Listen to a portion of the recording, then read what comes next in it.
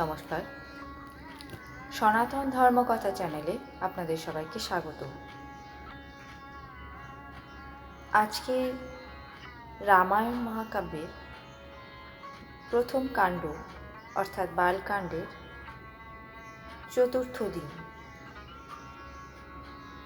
এবং শিব পার্বতীর বিবাহ পর্বের দ্বিতীয় দিন। ৩৩ কোটি দেবদেবী, বিশ্বব্রহ্মাণ্ডের সর্বকালের সর্বসৃষ্টি, পিতা মাতা গুরু সবাইকে প্রণাম জানিয়ে শিব পার্বতী বিবাহের দ্বিতীয় পর্ব শুরু করছি। নারদ মুনি ব্রহ্মলোকে প্রস্থান করার পর মেনকা পতি গিরিরাজকে পেয়ে বললেন, মনীশ্বর কি বললেন আমি তার অর্থ হৃদয়ঙ্গম করতে পারিনি। যদি আমার কন্যার উপযুক্ত ঘর, বর এবং কুল হয় তবেই এ বিবাহ দেবেন, তা নয়তো আমার মেয়ে বরং কুমারীই থাকবে। অনুপযুক্ত পাত্রের সাথে ওর বিয়ে দিতে আমি রাজি নই, কারণ হে প্রভু, পার্বতী আমার প্রাণ সমপ্রিয়। উপযুক্ত পাত্রের সাথে যদি পার্বতী বিয়ে দেওয়া না হয় তাহলে সব লোকে বলবে যে পর্বত তো স্বভাবতই জড়বুদ্ধি অর্থাৎ মূর্খ। এই দিক বিবেচনা করে আপনি বিয়ে দেবেন যাতে অনুতপ্ত হতে না হয়। এই কথা বলে মেনকা গিরিরাজের চরণে মস্তক রাখলেন। তখন হিমালয় সস্নেহে বললেন, চাঁদের মধ্যে আগুন দেখা গেলেও যেতে পারে, কিন্তু নারদ মুনির বচন মিথ্যা হতে পারে না। হে প্রিয়তমে, সমস্ত দুশ্চিন্তা ছেড়ে দিয়ে শ্রী ভগবানকে স্মরণ করো। যিনি পার্বতীকে সৃষ্টি করেছেন তিনি ওর মঙ্গলও করবেন। মেয়ের প্রতি তোমার স্নেহ থাকে যদি, তবে তাকে গিয়ে এই শিক্ষা দাও যেন সে এমন তপস্যা করে যাতে শিবকে পেতে পারে। এছাড়া এই দুঃখ দূর হওয়ার অন্য কোনো উপায় নেই। নারদের কথা গূঢ় তাৎপর্যপূর্ণ ও হেতুময়, আর শিব সমস্ত সুন্দর গুণরাশির আকর। এই কথা বুঝে তুমি মিথ্যা দুশ্চিন্তা ছাড়ো। শিব সব দিক থেকেই নিষ্কলঙ্ক। স্বামীর কথা শুনে মেনকা আনন্দিত মনে তাড়াতাড়ি পার্বতীর কাছে গেলেন। পার্বতীকে দেখে মেনকার দু চোখে জল ভরে এলো। তাকে আদর করে তিনি কোলে বসালেন, বারবার তাকে বুকে জড়িয়ে ধরলেন। স্নেহের জোয়ারে মেনকার গলা ধরে আসছিল, কিছু বলতে পারলেন না। জগৎজননী ভবানী সর্বজ্ঞ মায়ের মনের অবস্থা বুঝে মাতাকে সান্ত্বনার জন্য মৃদু বাক্যে বললেন, মা শোনো, আমি একটা স্বপ্ন দেখেছি, তা তোমাকে বলছি।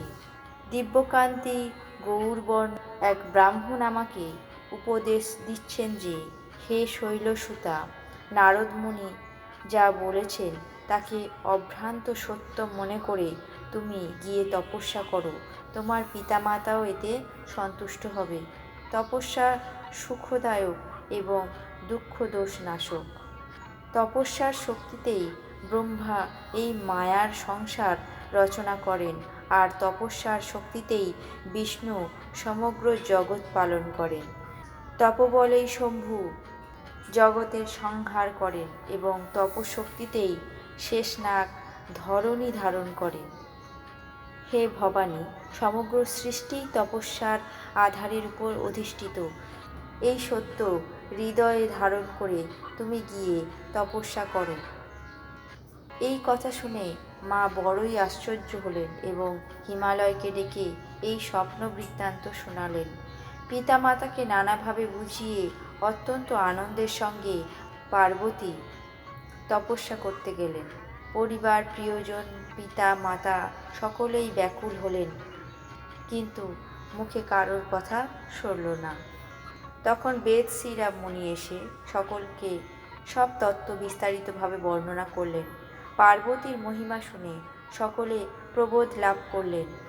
প্রাণপতি শিবের চরণ হৃদয়ে স্মরণ করে বনে গিয়ে পার্বতী তপস্যা করতে লাগলেন। তার শরীর অত্যন্ত সুকুমার, তপস্যার উপযুক্ত নয়। তবুও পতির চরণ হৃদয়ে স্মরণ রেখে তিনি সমস্ত ভোগ সুখ ত্যাগ করলেন।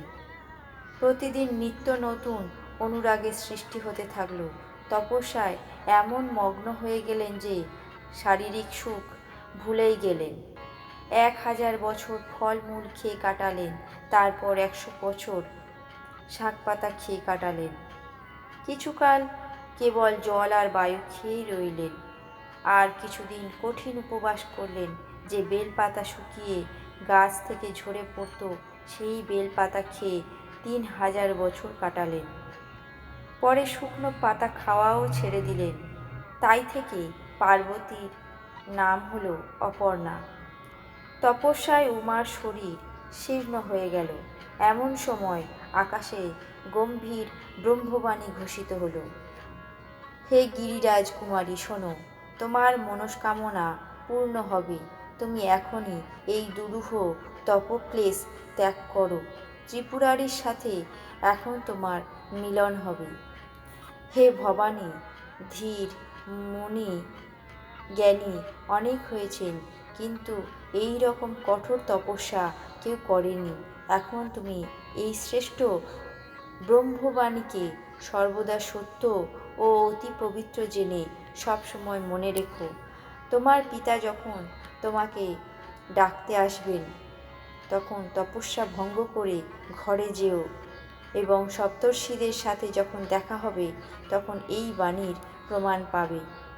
আকাশ থেকে এই দৈববাণী শুনে পার্বতীর মন প্রফুল্ল হলো আর শরীরে রোমাঞ্চ হলো। যাজ্ঞবল্ক্য মুনি ভরদ্বাজকে বললেন, এতক্ষণ তোমাকে পার্বতীর সুচরিত্র শোনালাম, এখন শিবের সুন্দর চরিত্র শোনো। যখন থেকে সতী দেহত্যাগ করেছিলেন তখন থেকেই শিবের মনে বৈরাগ্য। তিনি সর্বদা রঘুনাথের নাম জপ করতে থাকেন এবং যেখানে সেখানে রাম গুণগান শুনে বেড়ান। চৈতন্য আনন্দস্বরূপ ভূমা সুখের নিকেতন মোহমদ ও কামজয়ী শঙ্কর সর্বলোকানন্দকারী ভগবান শ্রীহরি হৃদয়ে ধারণ করে। শ্রীরামচন্দ্রের ধ্যান করতে করতে পৃথিবী পরিভ্রমণ করতে লাগলেন। তিনি কোথাও মুনিদের জ্ঞানের উপদেশ দিতেন, কোথাও বা শ্রীরামচন্দ্রের গুণকীর্তন করতেন। যদিও পরম জ্ঞানী শ্রী শঙ্কর নিষ্কাম, তবুও ভগবান নিজ ভক্ত সতীর বিয়োগ দুঃখে দুঃখিত ছিলেন। এইভাবে বহুকাল অতিবাহিত হল। শ্রীরামচন্দ্রের শ্রীচরণে নিত্য নতুন অনুরাগ জন্মালো। দয়াল, রূপশীল, সাগর, দীপ্ত তেজ পুঞ্জ ভগবান শ্রীরামচন্দ্র প্রকট হয়ে শিবকে দর্শন দিলেন। তিনি নানাভাবে মহাদেবকে প্রবোধ দিয়ে বললেন যে আপনি ছাড়া এই রকম কঠিন ব্রত আর কার পক্ষে পালন করা সম্ভব। শ্রীরাম নানাভাবে শিবকে বোঝালেন এবং পার্বতীর জন্মবৃত্তান্ত শোনালেন। কৃপানিধি রাম সবিস্তারে পার্বতীর অতি পবিত্র তপস্যার কথা বর্ণনা করলেন। তারপর তিনি শিবকে বললেন, হে মহেশ, আমার প্রতি যদি আপনার ভালোবাসা থাকে তবে আমার এই অনুরোধ শুনুন, আমার প্রার্থনা পূরণ করুন। আপনি যান, গিয়ে পার্বতীকে বিবাহ করুন। শিব বললেন, যদিও এ কাজ উচিত নয়, তবুও প্রভুর বাক্যের অন্যথাচরণ করা যায় না। প্রভুর আজ্ঞা শিরোধার্য পালন করাই আমার পরম ধর্ম। পিতা, মাতা, গুরু ও প্রভুর আজ্ঞা বিনা বিচারে মঙ্গলজ্ঞানী পালন করা কর্তব্য। আর আপনি তো সব রকমেরই আমার পরম হিতৈষী। হে প্রভু, আপনার উপদেশ, আপনার আদেশ আমি শিরোধার্য করলাম। শিব পার্বতীর বিবাহ পর্ব আজ এখানেই শেষ করছি। বাকি অংশ আগামী পর্বে পাঠ করব। আপনাদের কেমন লাগছে জানাবেন এবং চ্যানেলটিকে সাবস্ক্রাইব করবেন এবং লাইক, কমেন্ট, শেয়ার করতে ভুলবেন না। ধন্যবাদ।